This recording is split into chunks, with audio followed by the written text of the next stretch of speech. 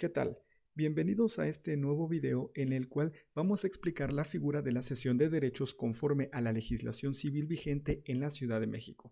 Recordando que el contenido de este video les será de utilidad para entender la manera en que se encuentra regulada esta figura en las distintas legislaciones de las entidades federativas.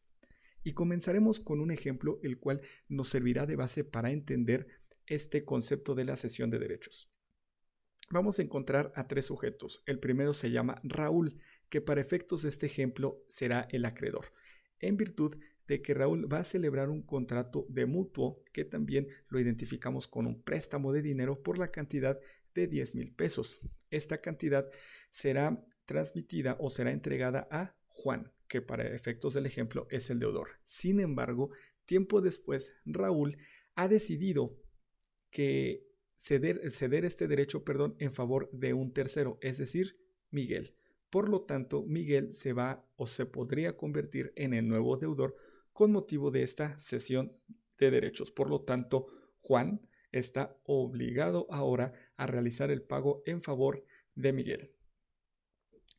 Una vez planteado este ejemplo, estamos en posibilidades de proyectarles en la pantalla el concepto de la cesión de derechos, que es el siguiente.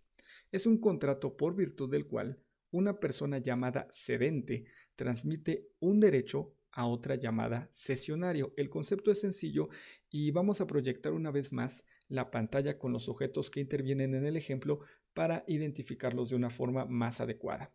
Como pueden darse cuenta, Raúl, quien originariamente es el acreedor, se convierte en cedente, mientras que Miguel, quien es la persona ajena a la relación contractual original, se ha convertido en el cesionario. Juan mantiene la misma calidad de deudor y por lo tanto Juan tiene que cumplir con la obligación ya no con Raúl, sino con Miguel.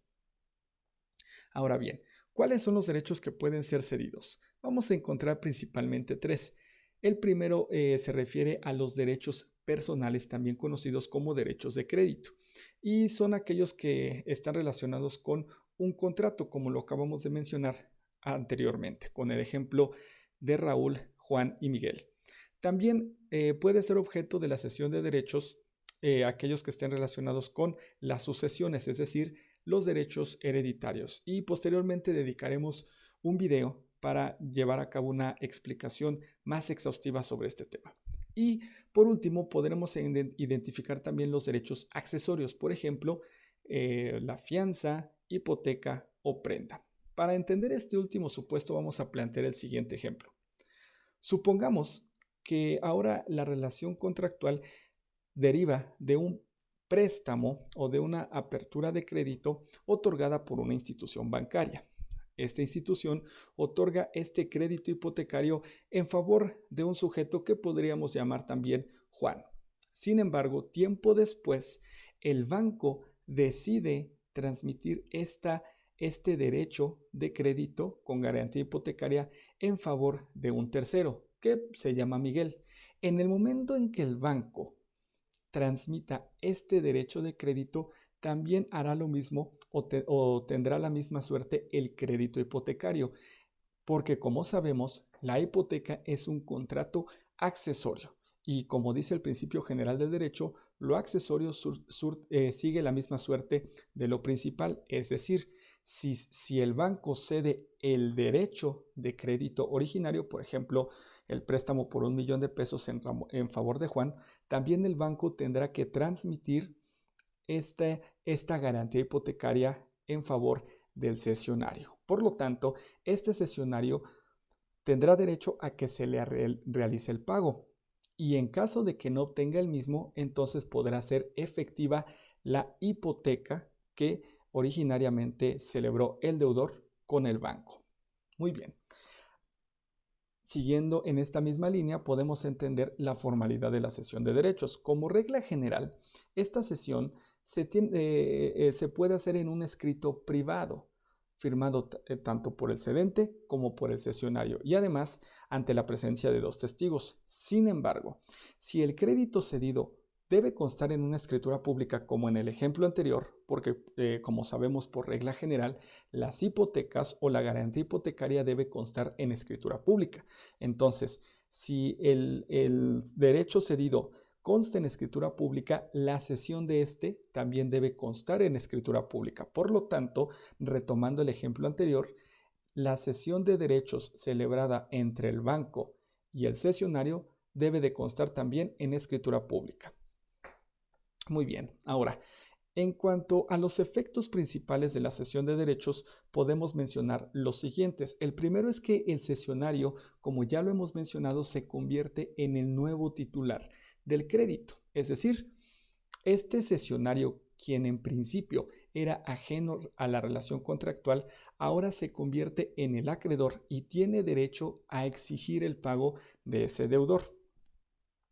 Destacando que no es indispensable obtener de dicho deudor el consentimiento para la celebración de este acto jurídico o de este contrato de cesión de derechos. Es decir, tanto el cedente como el cesionario no están obligados a pedir permiso o a solicitarle al deudor que manifieste su voluntad sobre si autoriza o no esta cesión de derechos como regla general, a menos de que tengamos en el contrato originario una excepción, es decir, cuando el acreedor y el deudor hayan convenido que, que el derecho de crédito, por ejemplo, no se puede ceder a un tercero. Salvo esa excepción, no es importante la voluntad del deudor, como lo hemos mencionado.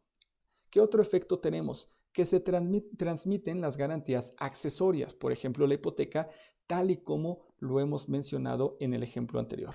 Y además, esta cesión de derechos es oponible ante el deudor, pero como requisito indispensable para ello, es necesario que la misma sea notificada al deudor. Es decir, si bien es cierto que tanto el cedente como el cesionario no están obligados a obtener el consentimiento del deudor para que opere esta cesión de derechos, también lo es que para que la misma surte efectos es importante que el deudor sea notificado de dicha cesión, en virtud de que es importante y necesario que dicho deudor tenga certeza jurídica sobre quién es su nuevo acreedor. Por lo tanto, esta cesión de derechos se puede notificar en la vía judicial o bien en la vía extrajudicial, ya sea ante dos testigos o ante notario público.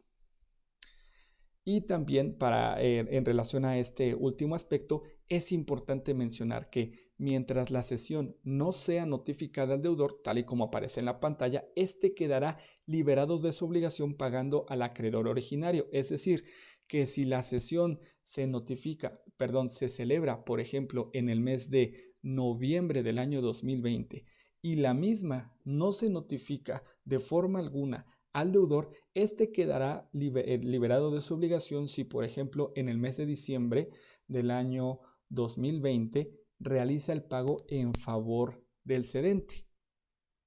¿Por qué? Porque la cesión de derechos, como ya lo mencionamos, no surtió efectos ante el propio deudor en virtud de que éste nunca fue notificado o informado sobre la personalidad o la identidad de su nuevo acreedor. Muy bien, pues con esto concluimos el video de esta ocasión y como siempre los invitamos para que se suscriban a nuestro canal y activen la campana de notificaciones con la finalidad de que estén enterados de nuestro nuevo contenido. Muchas gracias y hasta la próxima.